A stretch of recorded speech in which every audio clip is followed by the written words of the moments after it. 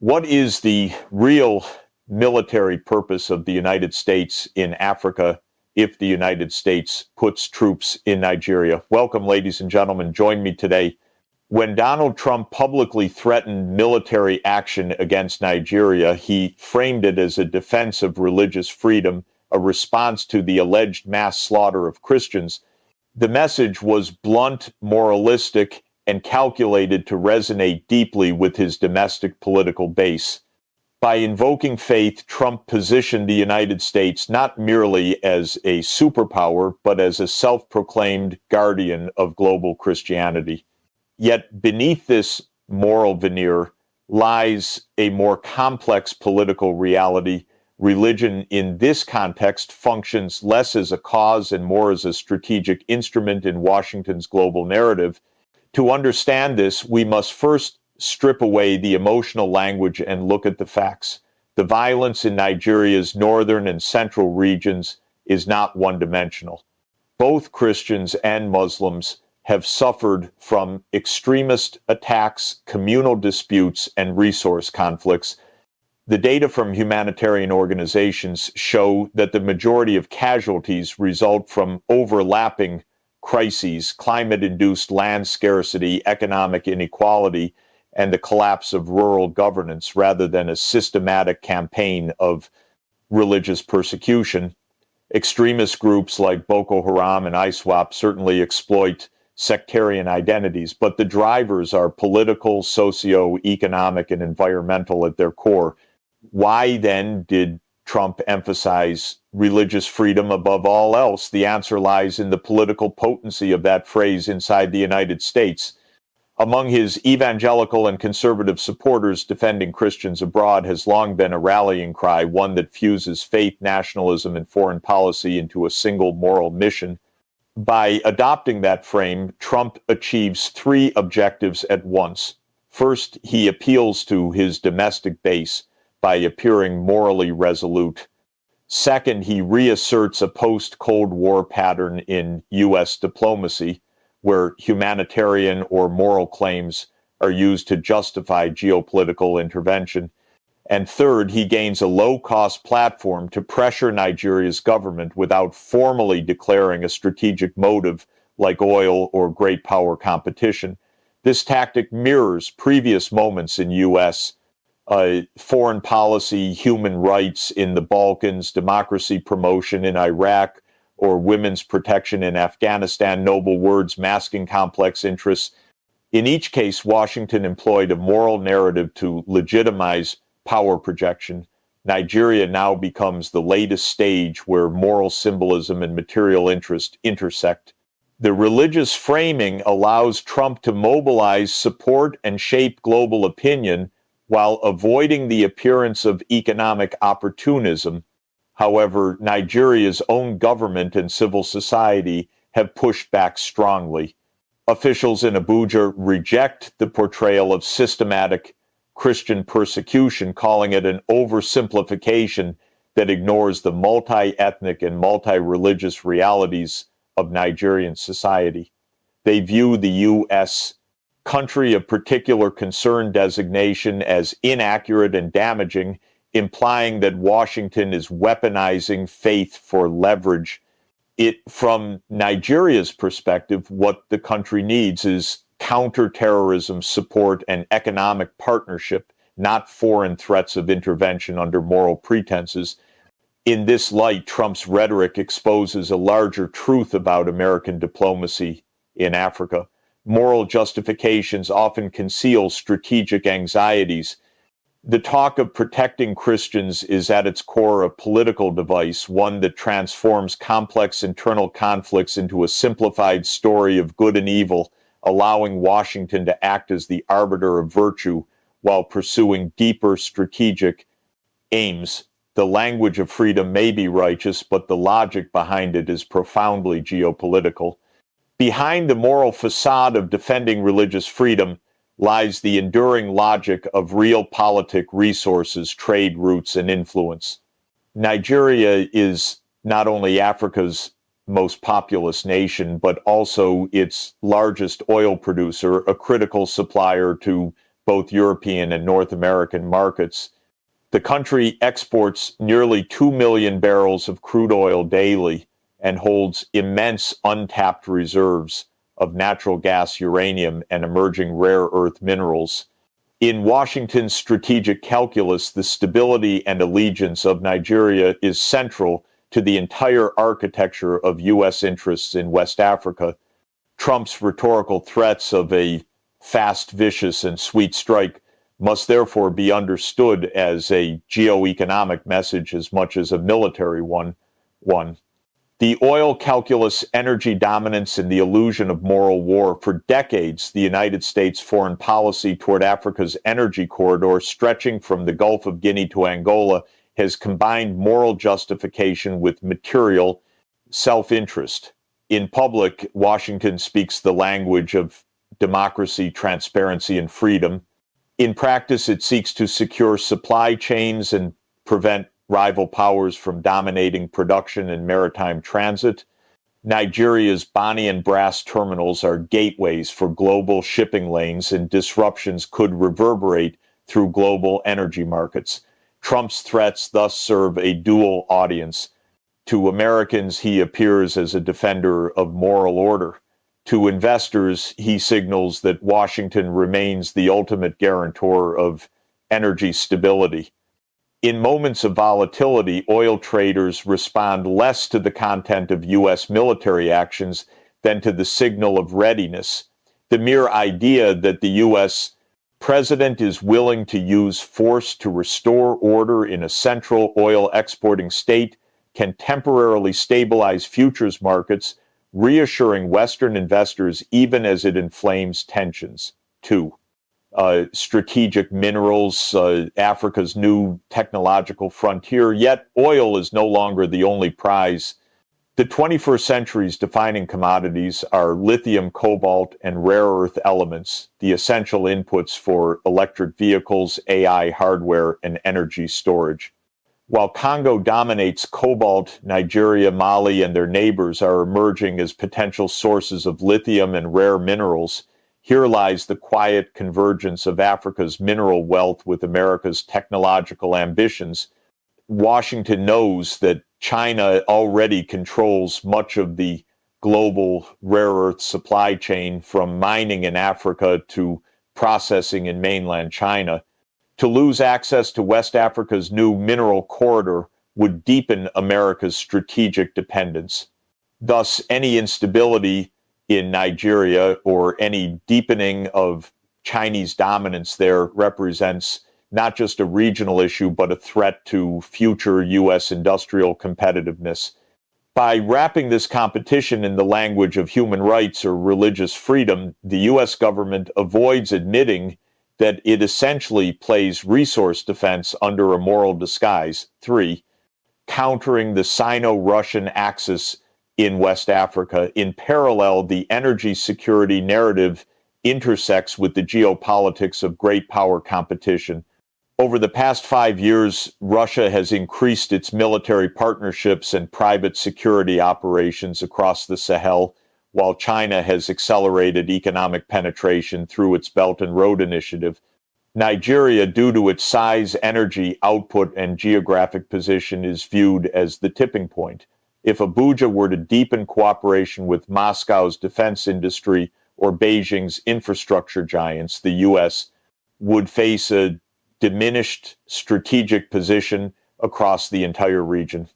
Therefore, Trump's aggressive posture toward Nigeria functions as a deterrent message not only to insurgents or extremists, but to foreign powers.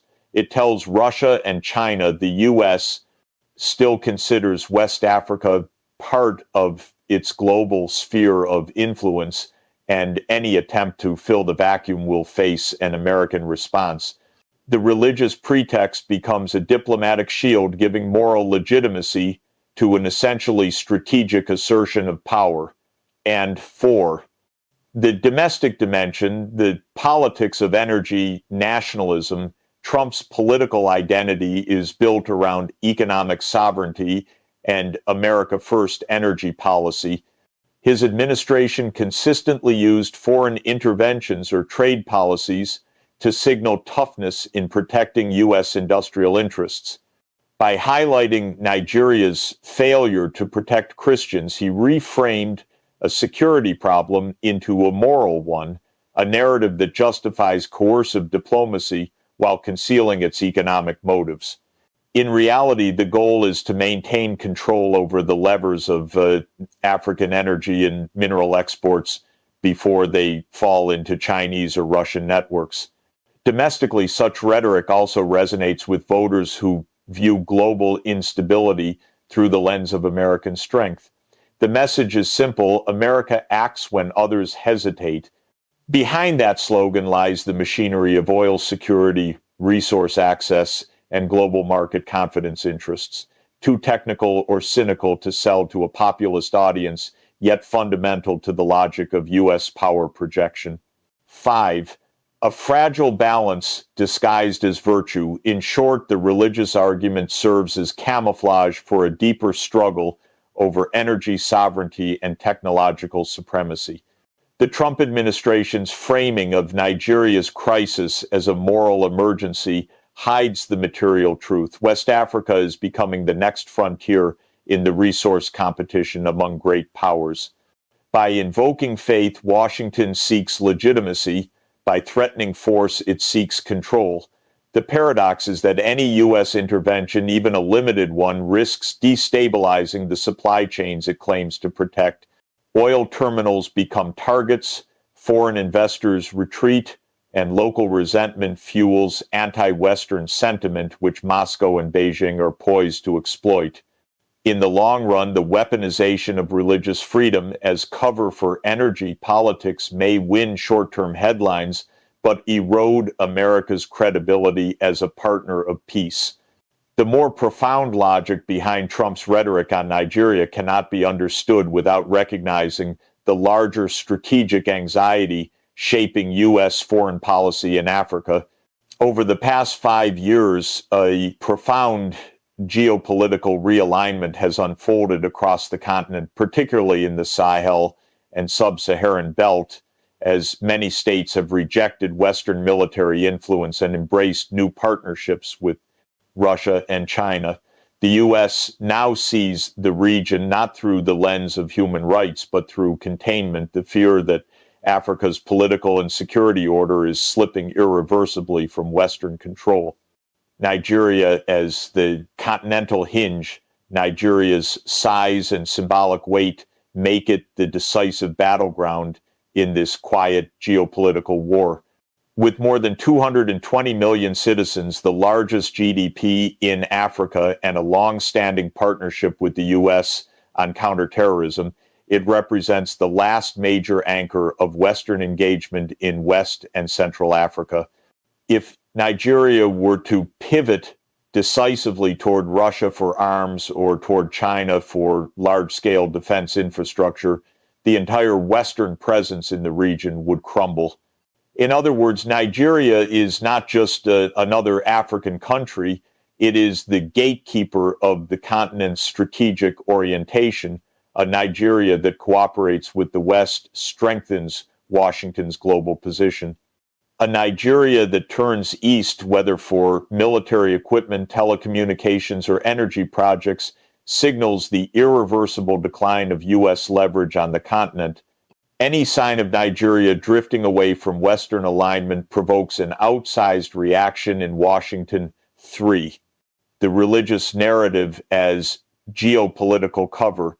By framing the Nigerian crisis around Christian persecution, Trump's administration effectively cloaks a geopolitical concern in moral language.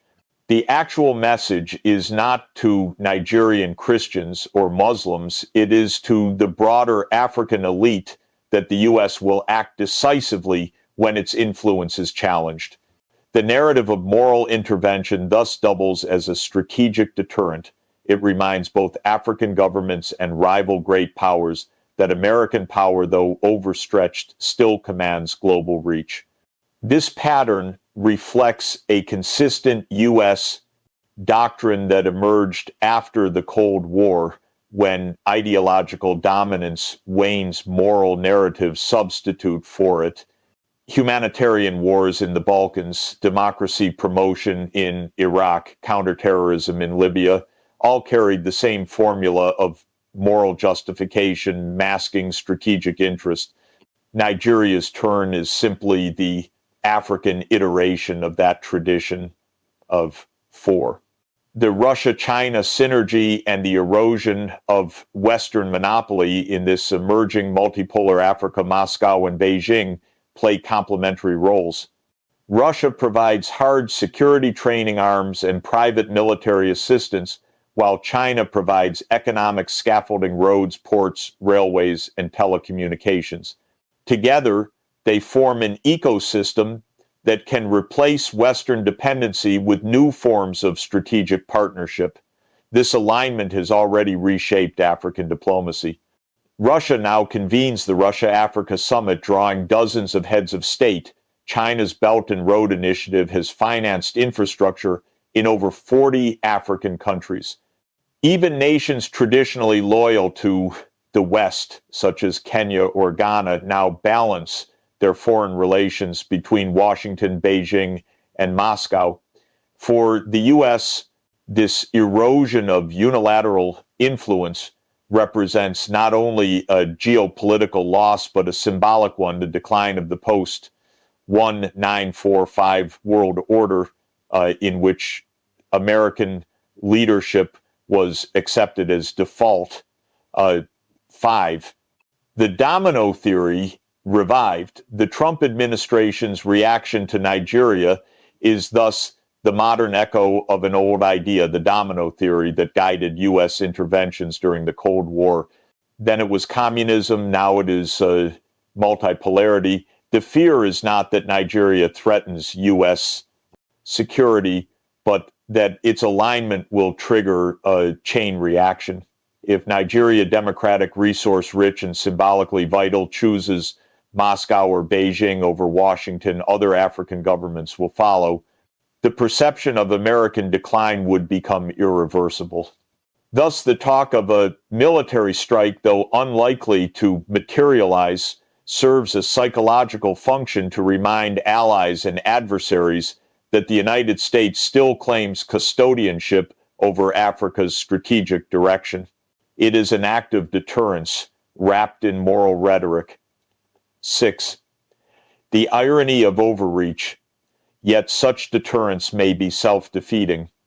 Africa in 2025 is not the Africa of 1980. The continent now negotiates from a position of agency with multiple suitors and diversified partnerships. Military threats only deepen resentment and accelerate diversification. Every act of U.S. coercion strengthens Russia's anti-colonial narrative and validates China's non-interference model. If the U.S. wishes to retain influence in Africa, it must move beyond the logic of punishment and rediscover the art of partnership. Trump's Nigeria threat reveals a superpower uncertain of its place in a changing world, relying on old instruments of fear in a region now guided by pragmatism, sovereignty, and economic opportunity. The new dominoes of Africa are not falling toward ideology, but toward multipolar independence, which may be the fundamental shift Washington fears most.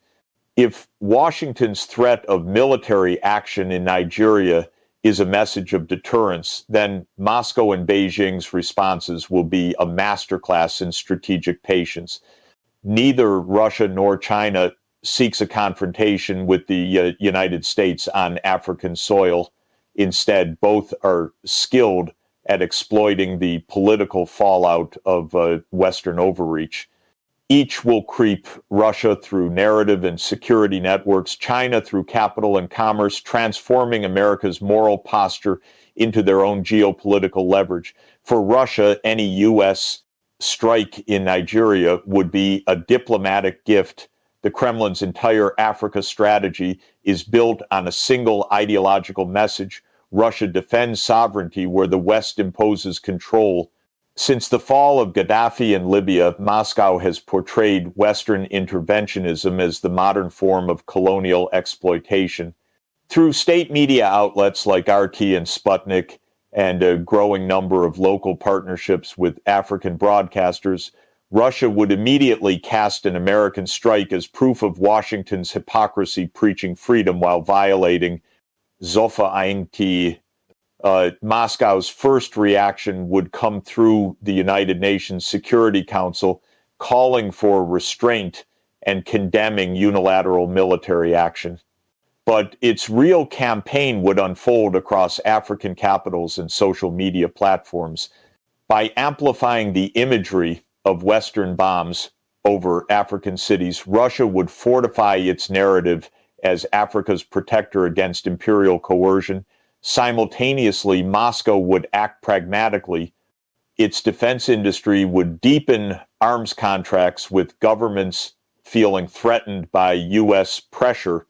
The Wagner Network, rebranded under new corporate names but operating under the same Kremlin umbrella, would likely offer security cooperation to states wary of American intervention. Moscow would promise what Washington cannot: military support without political conditionality. Thus, while the U.S. projects freedom, Russia projects respect. This contrast, whether sincere or not, resonates deeply with African leaders who still bear the historical memory of Western paternalism. For Moscow, every American misstep is an opening to expand its informal empire of influence from the Sahel to the Gulf of Guinea. China, unlike Russia, would not dramatize its response. Beijing's method is subtle, long-term, and rooted in economic pragmatism. Official statements from the Chinese Foreign Ministry would likely emphasize non-interference, sovereignty, and dialogue. Behind those neutral words, however, lies a strategic maneuver to position China as the calm, responsible actor amid Western chaos. While Washington talks about war, Beijing talks about investment. While the U.S. debates intervention, China builds infrastructure. This contrast is deliberate. In the wake of a U.S. strike, Beijing would quietly accelerate loans, construction projects, and trade deals across West Africa. It would remind local elites that development, not militarization, is the true path to stability.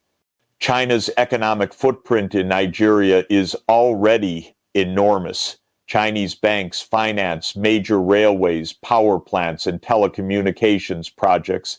Huawei controls much of Nigeria's digital infrastructure. Any American escalation would further push Abuja to deepen cooperation with Beijing as a counterbalance. China would likely offer emergency economic assistance, technology transfer, and diplomatic cover in international forums, portraying itself as the guarantor of African agency. In parallel, Beijing would use the crisis to strengthen the African yuan trade network, promote settlements in renminbi, and reduce dependency on the U.S. dollar. The broader aim is not to challenge America militarily, but to erode its financial centrality. In the long game of global influence, every nation alienated by Washington becomes a node in Beijing's alternative economic architecture. The true strength of Moscow and Beijing lies in their complementary roles. Russia absorbs the political oxygen of crisis, turning conflict into propaganda, while China capitalizes economically on the resulting vacuum. One feeds off chaos, the other profits from rebuilding it. In the Nigerian scenario, this synergy would likely unfold in three phases. First, Moscow would dominate the narrative war, denouncing U.S. imperialism and offering security cooperation to sympathetic governments. Second, Beijing would quietly provide liquidity reconstruction funds and long-term contracts that tie African economies closer to Chinese systems. Third, both powers would jointly promote multilateralism through BRICS forums and the Shanghai Cooperation Organization as the moral alternative to America's unilateralism. The outcome would not be open confrontation, but gradual displacement, the steady erosion of U.S. legitimacy in Africa as Russia and China occupied the moral and economic high ground. If Trump's rhetoric leads even to limited strikes, Washington risks entering a trap set by its rivals. Military coercion alienates public opinion, radicalizes civil societies, and turns African elites toward alternative partners. Meanwhile, Moscow and Beijing need only to wait. They understand that American interventions, once initiated, tend to overextend resources and fracture alliances. Russia and China's message will be simple yet potent. The West brings war, we bring partnership. This slogan, however propagandistic, aligns with what many African governments already perceive from experience. The U.S. talks about freedom but attaches conditions. China discusses trade and delivers projects. The moral high ground that Washington once claimed has been gradually outsourced to its adversaries. In essence, the U.S. threat against Nigeria may achieve precisely the opposite of its intention. It would not deter Russian or Chinese expansion, but accelerate it. The more Washington acts unilaterally, the more compelling Moscow's and Beijing's models of multipolar cooperation become. The battlefield is not material, but psychological, a war of narratives, influence, and trust. And in that war, America's greatest weakness is not its power, but its perception, a superpower, still fighting yesterday's colonial shadows in a world that has already moved on. In the end, the U.S.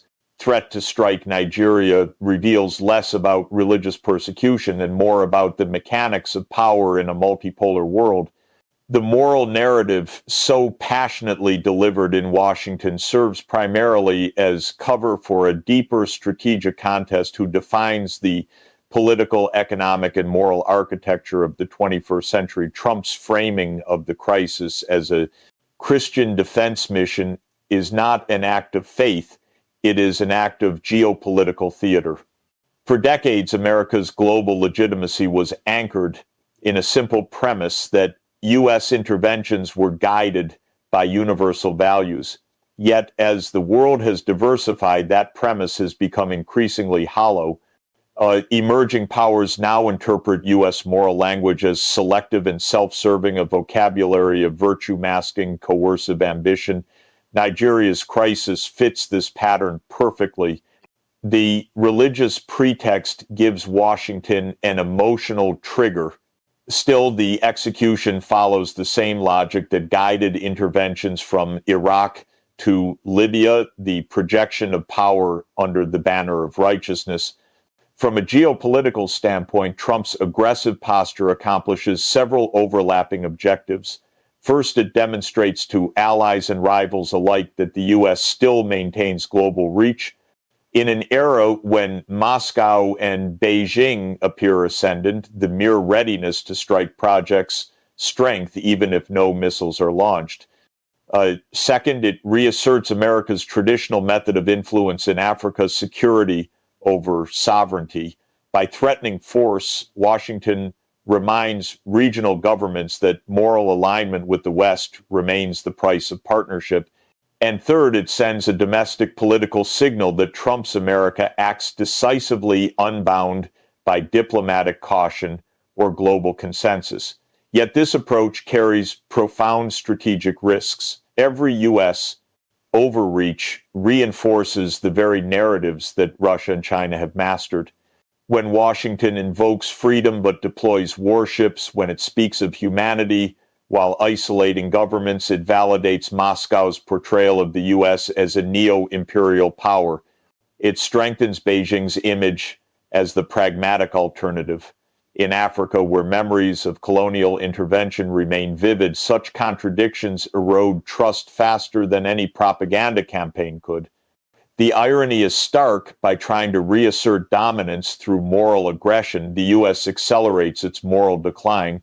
Its power still commands respect, but its credibility no longer commands belief. Nigeria's leaders, like many across the global South, understand that accepting U.S. help today often means sacrificing autonomy tomorrow.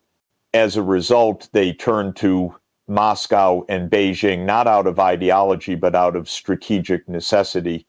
Ultimately, the Nigerian episode is not about faith, but about hierarchy.